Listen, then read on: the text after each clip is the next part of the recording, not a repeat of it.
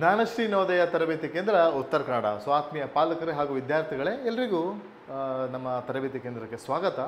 So ಹಿಂದಿನ ತರಗತಿಯಲ್ಲಿ ನಾವು 20 ಮ್ಯಾಥ್ಸ್ ಕ್ವೆಶನ್ಸ್ನ ಕಂಪ್ಲೀಟ್ ಮಾಡಿದ್ವಿ.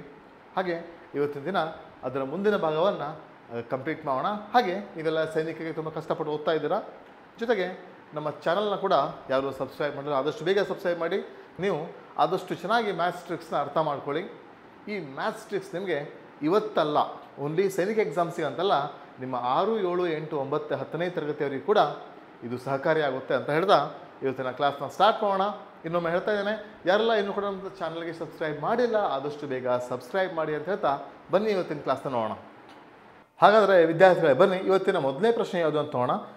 ಟೋಟಲ್ ಆಗಿ 50 ಪ್ರಶ್ನೆಗಳಲ್ಲಿ 20 ಪ್ರಶ್ನೆ ಸೊಲ್ಯೂಷನ್ ಆಗಿತ್ತು. ಸೊ ಇದು 46ನೇ ಪ್ರಶ್ನೆ. ಅಂದರೆ 46ನೇ 26ನೇ ಪ್ರಶ್ನೆ ಶುರುವಾಗಿ 20 ಪ್ರಶ್ನೆಗಳು ಆಗಿದೆ. ಇದು 21ನೇ ಪ್ರಶ್ನೆ ಆಯಿತಾ. ಸೊ ನೆಕ್ಸ್ಟ್ ಹಾಗಾದರೆ ಇವತ್ತಿನ ಮೊದಲನೇ ಪ್ರಶ್ನೆ ಯಾವುದು ನೋಡೋಣ. ನೋಡಿ, ಒಂದು ಆಯತದ ಸುತ್ತಳತೆಯು 50 ಸೆಂಟಿಮೀಟರ್ ಆಗಿದೆ. ಅದರ ಉದ್ದವು 15 ಸೆಂಟಿಮೀಟರ್ ಆಗಿದ್ದರೆ ಅಗಲವನ್ನು ಕಂಡುಹಿಡಿಯಿರಿ ಅಂತ ಹೇಳ್ತಾನೆ, ಆಯಿತಾ. ಸೊ ವಿದ್ಯಾರ್ಥಿಗಳು ಒಂದು ಇನ್ಫಾರ್ಮೇಷನ್ ಹೇಳ್ತಾನೆ. ಏನಂದರೆ, ಇದು ನೀವು ಕ್ಲಾಸ್ನ ಕೇಳ್ತೀರ, ಇದು ಕೇವಲ ನಿಮ್ಮ ಸೈನಿಕಕ್ಕೆ ಮಾತ್ರ ಸೀಮಿತ ಅಲ್ಲ. ನೆನ್ಪಿಟ್ಕೊಳ್ಳಿ, ನೀವೇನು ಸೈನಿಕ ಎಕ್ಸಾಮ್ ಬರೀಬೇಕಂತಿದ್ದೀರಾ ಅದಕ್ಕೆ ಮಾತ್ರ ಸೀಮಿತ ಅಲ್ಲ. ಹಾಗೆ ಸೈನಿಕ ವಿದ್ಯಾರ್ಥಿಗಳು ಮಾತ್ರ ಸೈನಿಕ ಎಕ್ಸಾಮ್ ನೀವು ಕಟ್ಟಿದ್ದೀರಾ ನೀವು ಅಷ್ಟೇ ನೋಡಬೇಕು ಅಂತಲ್ಲ. ಯಾರೇ ಕೂಡ 5, 6, 7, 8, 9 ಯಾವುದೇ ಕಾಂಪಿಟೇಟಿವ್ ಎಕ್ಸಾಮ್ಸಿಗೆ ಈ ಮ್ಯಾಥ್ಸ್ ಟ್ರಿಕ್ಗಳು ಯೂಸ್ ಆಗುತ್ತೆ. ಹಾಗೆ ನೀವು ಬ್ಯಾಂಕಿಂಗ್ ಎಕ್ಸಾಮ್ ತನಕ ಕೂಡ ಈ ಥರ ಕ್ವಶನ್ಸ್ನ ನೋಡ್ಬೋದು ಅಂತ ಹೇಳ್ತಾನೆ. ಇದು ಬೇಸಿಕ್ ಲೆವೆಲ್ ಕ್ವಶನ್ಸು. ನಿಮ್ಮ ನೆಕ್ಸ್ಟ್ ಏನು ಸ್ಟಡೀಸಿಗೆ ಇವೆಲ್ಲ ಬೇಸಿಕ್ ಲೆವೆಲ್ ಕ್ವಶನ್ಸ್ ಆಗಿದೆ. ಖಂಡಿತವಾಗಿ ಬೇಸಿಕ್ ಲೆವೆಲ್ ಕ್ವಶನ್ಸ್ನ ಅರ್ಥ ಮಾಡ್ಕೋಬೇಕು. ಇದರಿಂದ ನಿಮಗೆ ಹೈ ಎಂಡ್ ಥರ ಅಂದರೆ ಡಿಫಿಕಲ್ಟ್ ಕ್ವಶನ್ಸ್ನ ಕ್ರ್ಯಾಕ್ ಮಾಡಲಿಕ್ಕೆ ಈಸಿ ಆಗುತ್ತೆ ಅಂತ ಹೇಳ್ತಾ ನೋಡೋಣ. The perimeter of a rectangle is 50 centimetre. So ಒಂದು ರೆಕ್ಟ್ಯಾಂಗಲ್ನ ಪೆರಿಮೀಟರ್ ಕೊಟ್ಟಿದ್ದಾರೆ, that is 50 centimetre and its length is 15 centimetre. ಅದರ ಉದ್ದವನ್ನು ಕೊಟ್ಟಿದ್ದಾರೆ. ಫೈಂಡ್ ಇಟ್ಸ್ ಬ್ರೆತ್, ಅಗಲವನ್ನು ಕಂಡುಹಿಡಿಯಿರಿ ಅಂತ ಹೇಳ್ತಾರಲ್ವ. ಸೊ ಹಾಗಾದರೆ ನಾವು ಒಂದು ಆಕೃತಿಯನ್ನು ಬಿಡಿಸ್ಕೊಬೋಣ, ಆಯಿತಾ. ಸೊ ನೋಡಿ, ಒಂದು ಆಯತದ ಬಗ್ಗೆ ಅವ್ರು ಹೇಳ್ತಿದ್ದಾರೆ. ಸೊ ಒಂದು ಆಯತದ್ದು ಏನೇನು ಇನ್ಫಾರ್ಮೇಷನ್ಸ್ ಕೊಟ್ಟಿದ್ದಾರೆ ಅಂತ ನಾವು ಮೆನ್ಷನ್ ಮಾಡ್ಕೊಳ್ಳೋಣ. ಒಂದು ಆಯತದ ಸುತ್ತಳತೆ ಅಲ್ವಾ. ಸೊ ಪೆರಿಮೀಟರ್ ಕೊಟ್ಟಿದ್ದಾರೆ. Right down the perimeter. Perimeter of rectangle ಎಷ್ಟಂತೆ? 50 ಸೆಂಟಿಮೀಟರ್. ಒಂದು ಆಯತದ ಸುತ್ತಳತೆಯು ಎಷ್ಟು ಕೊಟ್ಟಿದ್ದಾರೆ? ಆಯತದ ಸುತ್ತಳತೆ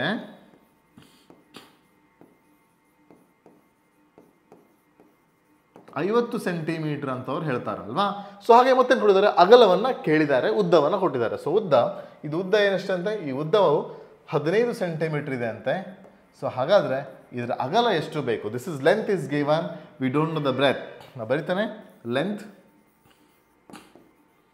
ಉದ್ದವನ್ನು ಕೊಟ್ಟಿದ್ದಾರೆ 15 ಸೆಂಟಿಮೀಟರ್. ಸೊ ಹಾಗಾದರೆ ನಾನು ಹಿಂಗೆ ಹೇಳಿದ್ದೆ, ಮುಳ್ಳನ್ನು ಯಾವತ್ತು ಮುಳ್ಳಿಂದ ನಾವು ತೆಗಿಬೇಕಾಗುತ್ತೆ. ಸೊ ಸುತ್ತಳತೆ ಕೊಟ್ಟರೆ ಅಗಲವನ್ನು ಕಂಡುಹಿಡಿಯುವಾಗ ಸುತ್ತಳತೆಯ ಸೂತ್ರವನ್ನು ನಾವು ಯೂಸ್ ಮಾಡಿದ್ರೆ ಈಸಿಯಾಗಿ ನಮಗೆ ಅರ್ಥ ಆಗುತ್ತೆ. ಹಾಗಾದರೆ what is the perimeter of rectangle? Right down the perimeter of rectangle form ನೋಡಿ. Perimeter of rectangle is equal to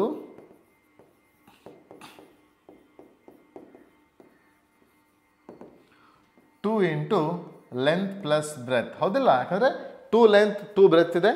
so usually perimeter ಏನಾಗುತ್ತೆ? ಒಂದು ಆಕೃತಿಯ ಸುತ್ತಲಿನ ಅಳತೆ ಸುತ್ತಳತೆ. Okay, the sum of all the sides ಅಂತವೆ. ಸೊ ಇಲ್ಲಿ ಒಂದು ಈ ಲೆಂತ್ ಬ್ರೆತ್ನ ಆ್ಯಡ್ ಮಾಡಿದ್ರೆ ನಮಗೆ ಪೆರಿಮೀಟರ್ ಗೊತ್ತಾಗುತ್ತೆ. ಸೊ ಇದು formula. So length is given, ನಾವು ಏನು ಮಾಡೋಣ? ಕೊಟ್ಟ ವ್ಯಾಲ್ಯೂನ ಪುಟ್ ಮಾಡೋಣ. ಓಕೆ, 2 ಇಂಟು ಲೆಂತ್ ಆಲ್ರೆಡಿ ಇಲ್ಲಿ ಕೊಟ್ಟಿದ್ದಾರೆ 50 ಅಂತ, 50 ಹಾಕೋಣ. 2 into length is given. So B ಗೊತ್ತಿಲ್ಲ, ಬಿನೇ ಅಂತಿರೋಣ.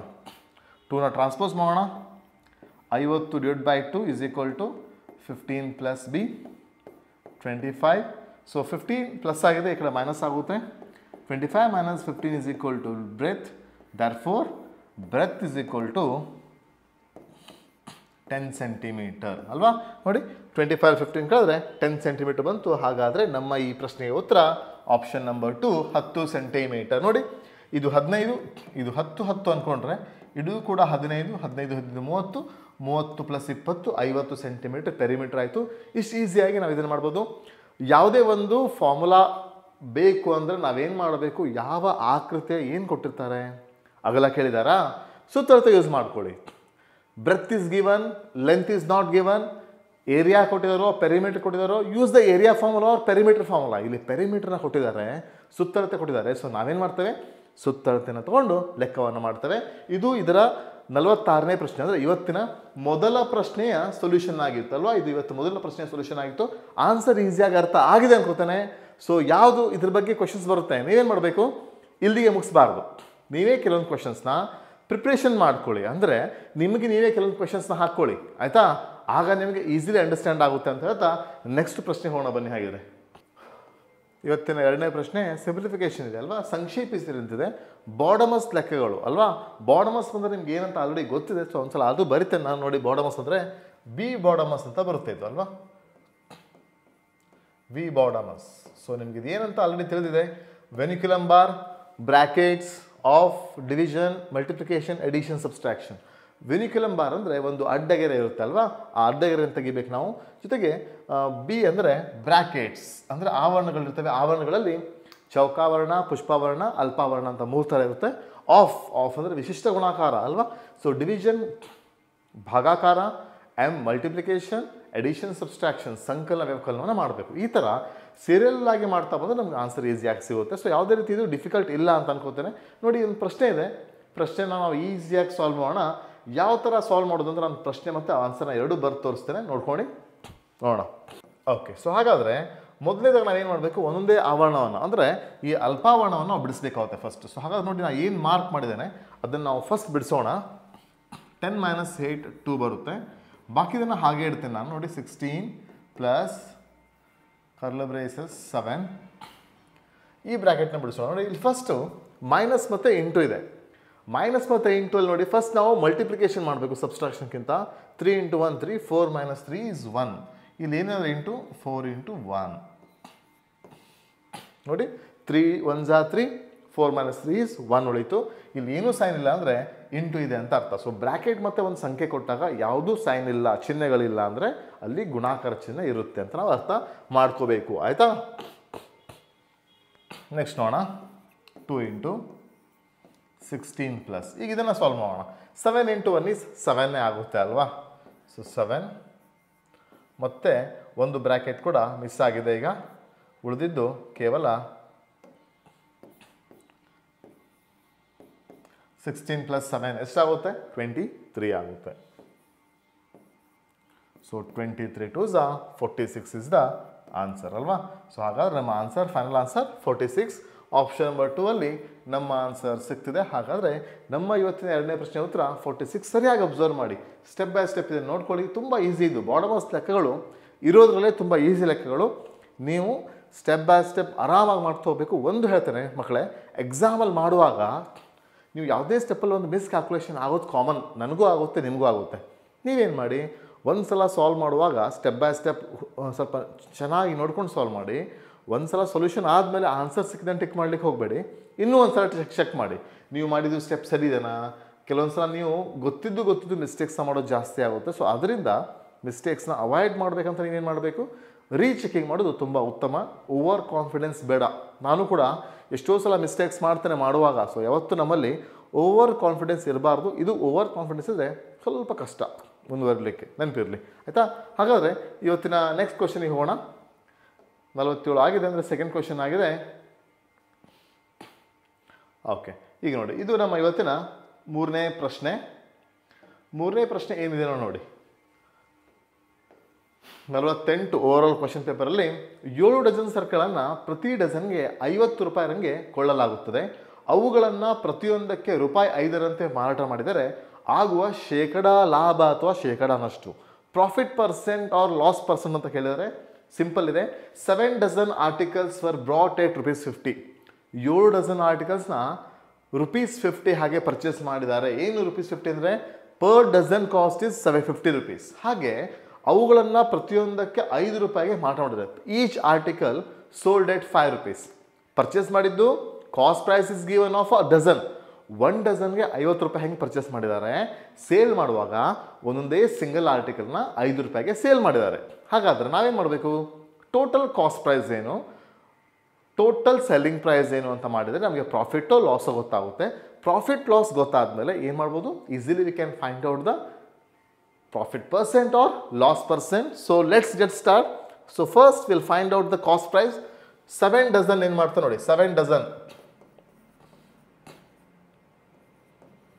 7 dozen, 1 dozen is equal to 50. So therefore 50 into 7. Okay. So cost price ಆಯ್ತು ಇದು 350 rupees per dozen ಆಯ್ತಾ. So cost price is equal to 350. Total ಆರ್ಟಿಕಲ್ನ 350 ಪರ್ಚೇಸ್ ಮಾಡಿದ್ದಾರೆ. ಸೆಲ್ಲಿಂಗ್ ಪ್ರೈಸ್ ಏನು ಹಾಗಿದ್ರೆ ನೋಡಿ, ಸೆಲ್ಲಿಂಗ್ ಪ್ರೈಸ್ ಈಸ್ ಒಂದಕ್ಕೆ 5 ರೂಪಾಯಿ ಹಂಗೆ. ಸೊ ಸೆಲ್ಲಿಂಗ್ ಪ್ರೈಸ್ ನಾನು ಬೇರೆ ಕಲರ್ನ ಯೂಸ್ ಮಾಡ್ತೇನೆ. ಓಕೆ, ನಿಮ್ಗೆ ಈಸಿಲಿ ಐಡೆಂಟಿಫೈ ಆಗಲಿ. ಸೆಲ್ಲಿಂಗ್ ಪ್ರೈಸ್ 5 ರೂಪೀಸಿಗೆ ಒಂದು ಆರ್ಟಿಕಲ್. ಹಾಗಾದರೆ 12 ಆರ್ಟಿಕಲ್ಗೆ ಎಷ್ಟಾಯಿತು? ₹5 per article. Therefore 5 into 12 is 60 rupees. 7 dozen ಇದೆ. ಸೊ 60 into 7 ಮಾಡ್ತೇವೆ. Total cost selling price, total S P 420 rupees. So ₹420. ₹350 is the cost price, 420 is the selling price. ಹೇಗಂತ ಗೊತ್ತಾಯ್ತಾ? ಒಂದು ಐಟಮ್ನ 5 ರೂಪಾಯಿ ಮಾರಿದರೆ ಒಂದು ಡಜನಲ್ಲಿ 12 ಆರ್ಟಿಕಲ್ಸ್ ಅಲ್ವಾ. ಸೊ ನೋಡಿ, 1 dozen ಪ್ರೈಸ್ ಇದು. 1 dozen 60 ರೂಪೀಸ್ ಸೇಲ್ ಮಾಡಿದ್ದಾರೆ. ಸೊ ಟೋಟಲ್ 7 dozen ಇದೆ. ಸೊ ಹಾಗಾದ್ರೆ ಟೋಟಲ್ ಏನಾಯಿತು? Total cost price selling price 420 rupees ಆಯಿತು. ಹಾಗಾದ್ರೆ ಇಲ್ಲಿ ಬರೆಯೋಣ. Cost price is 350, selling price is 420. So profit ಅಲ್ವಾ. So CP, SP is greater than CP, it is profit. So profit is equal to ಎಷ್ಟಾಗುತ್ತೆ? ಪ್ರಾಫಿಟಿಗೆ 420 315 ನಾವೇನು ಮಾಡ್ತೇವೆ? ಮೈನಸ್ ಮಾಡ್ತೇವೆ. ಸೊ ಎಷ್ಟಾಗುತ್ತೆ ನೋಡಿ, 70 rupees ಆಗುತ್ತೆ ಅಲ್ವಾ. So 70 rupees is the profit. So ಅವ್ರು ಕೇಳಿದ್ದು ಪ್ರಾಫಿಟ್ ಪರ್ಸೆಂಟ್ ಅಷ್ಟಾ. ಪ್ರಾಫಿಟ್ ಪರ್ಸೆಂಟ್ ಫಾರ್ಮುಲಾ ಅಂತ ಹಾಕೋಣ ಆಯಿತಾ. So profit percent is equal to profit by cost price into 100. So profit is 70, cost price is 350 into 100. 0 0 cancel, 7 1s are 7 5s are 5 1s are 5 2s are. So the answer is 20% is the profit. ಹಾಗಾದರೆ 20% ಲಾಭ ಆಗಿದೆ. Option ಒನ್ನಲ್ಲಿ ಕೊಟ್ಟಿದ್ದಾರೆ.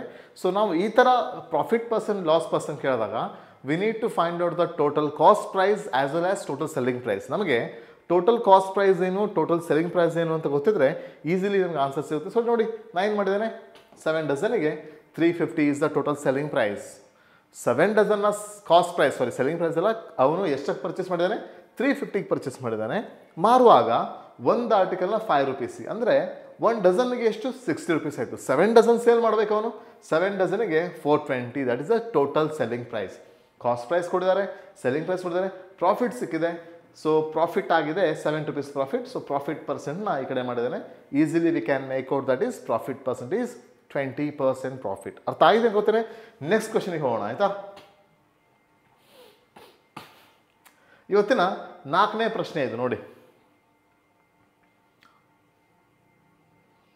ತುಂಬ easy ಇದೆ. 35 ಕೋನದ ಪರಿಪೂರಕ ಕೋನದ ಅಳತೆ ಎಷ್ಟು ಅಂತ ಕೇಳಿದ್ದಾರೆ. ಸೊ ಪರಿಪೂರಕ ಕೋನ ನೋಡಿ. So find the supplementary angle of 35 and 1.5 degree. ನೆನಪಿರಲಿ, ನಿಮಗೆ ಸಪ್ಲಿಮೆಂಟ್ರಿ ಕಾಂಪ್ಲಿಮೆಂಟ್ರಿ ಗೊತ್ತಿರಬೇಕಾಯ್ತಾ ನೋಡಿ. ಪೂರಕ, ಪರಿಪೂರಕ. ಪೂರಕ ಅಂದರೆ ಕಾಂಪ್ಲಿಮೆಂಟ್ರಿ,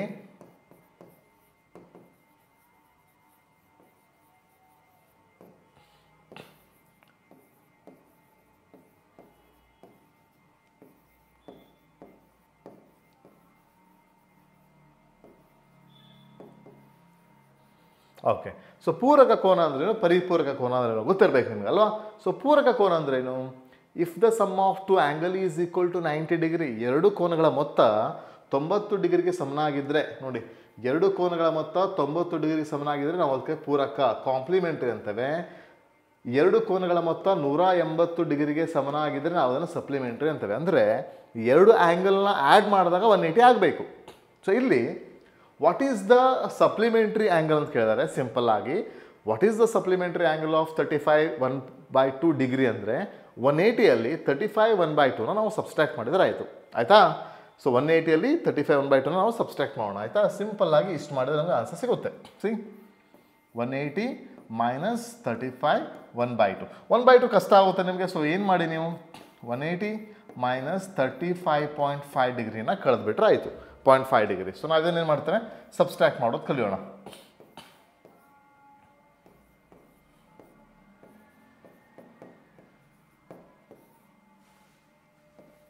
ಝೀರೋ ಕೊಟ್ಟು ಒಂದು, ಝೀರೋ ಕೊಟ್ಟಿದ್ರು ಒಂದೇ ನೀವು, ಆಯಿತಾ.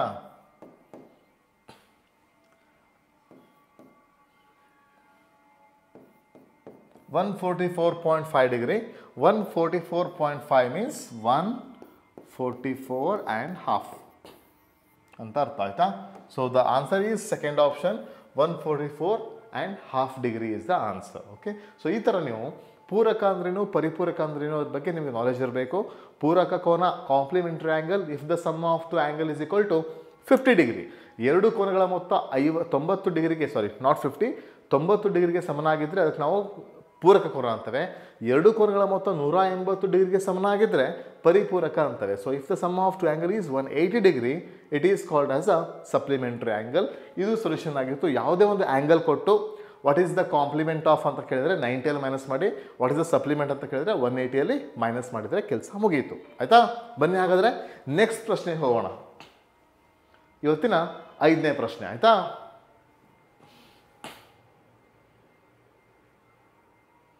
Okay, this is today's 5th question. ಇವತ್ತಿನ 5ನೇ ಪ್ರಶ್ನೆ ಹೋಗೋಣ. ನೋಡಿ, ತುಂಬ ಸಿಂಪಲ್ ಇದೆ. ಒಂದು ಚೌಕದ ಸುತ್ತಳತೆ 40 ಸೆಂಟಿಮೀಟರ್, ಆದರೆ ಅದರ ವಿಸ್ತೀರ್ಣ ಕೇಳಿದರೆ simple. The perimeter of a square is 40 centimetre, it's area. ನಾನು ಹೇಳಿದಲ್ವಾ, ಮುಳ್ಳನ್ನು ತೆಗಿಬೇಕು. ಪೆರಿಮೀಟರ್ ಕೊಟ್ಟಾಗ ಪೆರಿಮೀಟರ್ ಫಾರ್ಮುಲಾ ಹಾಕಿ ಸೈಡ್ನ ಐಡೆಂಟಿಫೈ ಮಾಡಿ ಸೈಡ್ ಸಿಗುತ್ತೆ, ಅದರಿಂದ ಏರಿಯಾ ಮಾಡಿದರೆ ಆಯಿತು. ಸೊ ಇಲ್ಲಿ ಚೌಕವನ್ನು ಕೊಟ್ಟಿದ್ದಾರೆ. ಸೊ ನಾವು ಹಾಕೋಣ ಏನೇನು ಕೊಟ್ಟಿದ್ದಾರೆ ಅಂತ. ಚೌಕದ ಸುತ್ತಳತೆ ಪೆರಿಮೀಟರ್ ಆಫ್ ಸ್ಕ್ವೇರ್ ಬರ್ಕೊಳ್ಳಿ. Perimeter of square is equal to 40 centimetre. So ಕೇಳಿದ್ದೇನು, ಏರಿಯಾ ಏನು ಕೇಳಿದ್ದಾರೆ, ವಿಸ್ತೀರ್ಣ ಏನು ಕೇಳಿದ್ದಾರೆ. ಚೌಕದ ಸುತ್ತಳತೆಯನ್ನು ಕೊಟ್ಟು ವಿಸ್ತೀರ್ಣ ಎಷ್ಟು ಅಂತ ಕೇಳ್ತಾರೆ, ಕರೆಕ್ಟಾ. Area question mark. So usually ಏರಿಯಾಗೆ ಏನು ಬೇಕು ನಮಗೆ, ಒಂದು ಚೌಕದ ವಿಸ್ತೀರ್ಣವನ್ನು ಕಂಡುಹಿಡಲಿಕ್ಕೆ ಅದರ ಬಾಹು ಬೇಕು ಅಲ್ವಾ. ಸೊ ಬಾಹು ಸಿಕ್ಕರೆ ನಾವು ಈಸಿಯಾಗಿ ವಿಸ್ತೀರ್ಣ ಕಂಡುಹಿಡ್ಬೋದು. ಬಾಹು ಗೊತ್ತಿಲ್ಲ, ಆದರೆ ಅದರ ಸುತ್ತಳತೆಯನ್ನು ಕೊಟ್ಟಿದ್ದಾರೆ. ಸುತ್ತಳತೆ ಸೂತ್ರ ಹಾಕಿ ನಾವೇನು ಮಾಡೋಣ, ಬಾಹುವನ್ನು ಕಂಡುಹಿಡೋಣ. ನೋಡಿ,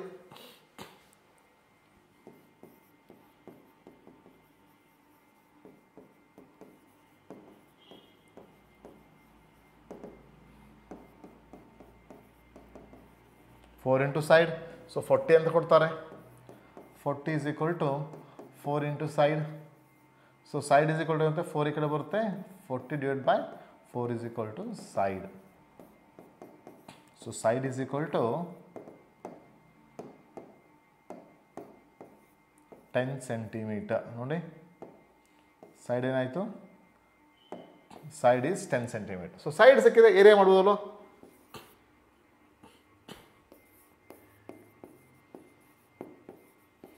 ಏರಿಯಾ ಆಫ್ ಸ್ಕ್ವೇರ್ ವಿಸ್ತೀರ್ಣ.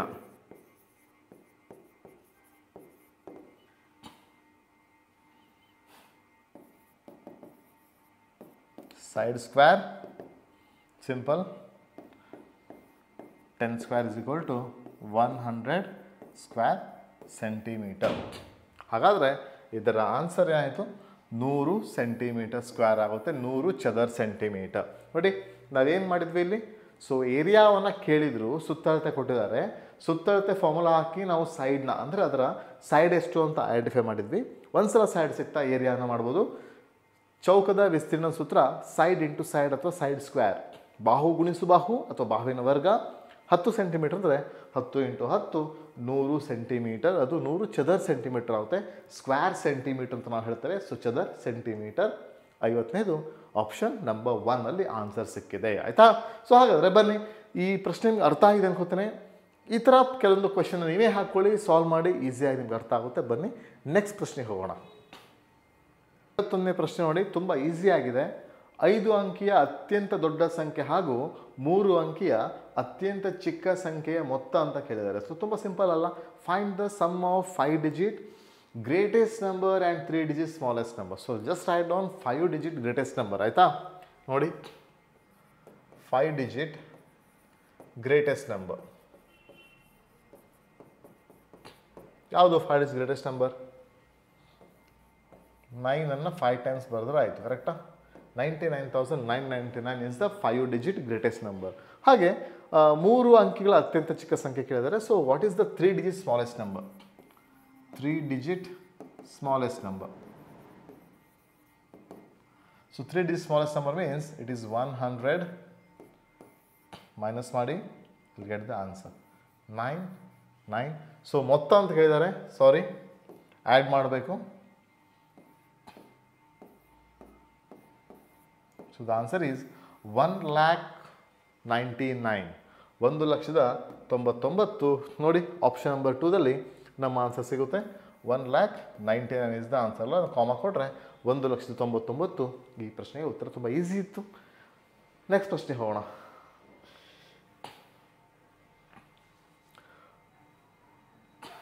ಓಕೆ, ನೋಡಿ ಈ ಪ್ರಶ್ನೆ ಕೂಡ ತುಂಬ ಈಸಿ ಇದೆ. ನಿಮಗೆ ಇದ್ರ ಬಗ್ಗೆ ಸ್ವಲ್ಪ ಪ್ರಶ್ನೆಗಳನ್ನು ಓದಿದಾಗ ತುಂಬ ಜನರಿಗೆ ಕನ್ಫ್ಯೂಷನ್ ಜಾಸ್ತಿ ಆಗುತ್ತೆ. ಸೊ ಕನ್ಫ್ಯೂಷನ್ ಆಗಬಾರ್ದು ಅಂದರೆ ಪ್ರಶ್ನೆನ ಅಂಡರ್ಸ್ಟ್ಯಾಂಡ್ ಮಾಡ್ಕೊಳ್ಳೋದು ತುಂಬ ಇಂಪಾರ್ಟೆಂಟ್. ನಿಮಗೆ ಯಾವುದೇ ರೀತಿ ಕನ್ಫ್ಯೂಷನ್ ಆಗಬಾರ್ದು ಅಂದರೆ ಪ್ರಶ್ನೆನ ಅರ್ಥ ಮಾಡ್ಕೊಳ್ಳಿ.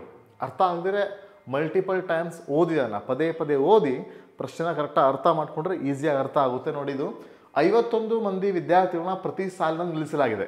51 ಮಂದಿ ವಿದ್ಯಾರ್ಥಿಗಳಿದ್ದಾರೆ, ಅವರನ್ನು ಏನು ಮಾಡಿದ್ದಾರೆ? ಪ್ರತಿ ಸಾಲನ್ನು ನಿಲ್ಲಿಸಲಾಗಿದೆ. ಮತ್ತು ಒಟ್ಟಾರೆಯಾಗಿ 51 ಸಾಲುಗಳಿವೆ. 51 ವಿದ್ಯಾರ್ಥಿಗಳು, 51 ಸಾಲುಗಳು. ಅಲ್ಲಿ ನಿಂತಿರುವ ವಿದ್ಯಾರ್ಥಿಗಳ ಸಂಖ್ಯೆ ನೋಡಿ. Question: 51 students are standing in each row. There are 51 rows in all. So how many rows, how many columns? Same row, number of rows ಮತ್ತು ಕಾಲಮ್ಸ್ ಸೇಮ್ ಇದೆ. Simple. The solution is square. 51 square ಮಾಡಿದರೆ ನಿಮಗೆ ಇದರ answer ಸಿಗ್ಬಿಡುತ್ತೆ. So what is the 51 square ಅಂತ ನೋಡಿ.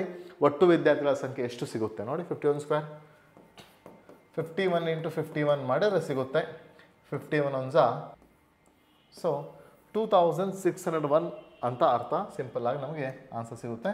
So second option 2601 ಇದರ solution ಆಗಿದೆ. ಆಯಿತಾ? ಈಸಿಯಾಗಿ ನಾವು ಮಾಡ್ಬೋದು. 51 square is 2601 is the answer. Okay, next ಪ್ರಶ್ನೆ ಹೋಗೋಣ. ನೋಡಿ, ಪ್ರಶ್ನೆ ತುಂಬ ಸಿಂಪಲ್ ಆಗಿದೆ. ಎಡಿಷನ್ ಇಂಥ ಪ್ರಶ್ನೆಗಳು ಸಿಕ್ಕರೆ ನಿಮಗೆ ಔಟ್ ಆಫ್ ಎಕ್ಸಾಮಲ್ಲಿ ಡೆಫಿನೆಟ್ಲಿ ಈ ಥರ ಪ್ರಶ್ನೆಗಳು ಸಿಕ್ಬಿಟ್ರೆ ಎಕ್ಸಾಮಲ್ಲಿ ಈಸಿಲಿ ನಿಮಗೆ ಔಟ್ ಆಫ್ ಮಾರ್ಕ್ಸ್ ಸಿಗುತ್ತೆ ಅಂತ ಹೇಳ್ತಾ ನೋಡೋಣ ಪ್ರಶ್ನೆ. 2,000 ಮಂದಿ ವಿದ್ಯಾರ್ಥಿಗಳಲ್ಲಿ 1,225 ಮಂದಿ ಬಾಲಕರು ಮತ್ತು ಉಳಿದವರು ಬಾಲಕಿಯರಾಗಿದ್ದಾರೆ. ಬಾಲಕಿಯರಿಗಿಂತ ಬಾಲಕರು ಎಷ್ಟು ಹೆಚ್ಚಿಗೆ ಇದ್ದಾರೆ? ಸಿಂಪಲ್ ಆಗಿ ಬಾಲಕಿಯರಿಗಿಂತ ಬಾಲಕರು ಹೆಚ್ಚಿಗೆ ಇದ್ದಾರೆ. ಸೊ ನಾವು ಫಸ್ಟ್ 2,000ರಲ್ಲಿ how many boys, how many girls ಅಂತ ನೋಡೋಣ. Out of 2,000 students, 1,225 are boys. Remaining are rest are girls. How many more boys are there in than girls? While comparing the girls, how many boys are more ಅಂತ ಕೇಳಿದ್ದಾರೆ. Simple. Will find out the girls first. Boys ನಂಬರ್ಲಿ ಗರ್ಲ್ಸ್ನ minus ಮಾಡಿದರೆ ಎಷ್ಟು boys ಜಾಸ್ತಿ ಇದ್ದಾರೆ ಅಂತ ಗೊತ್ತಾಗುತ್ತೆ. First will find out the total boys and girls. Okay, total ಎಷ್ಟು? 2,000. Boys is what?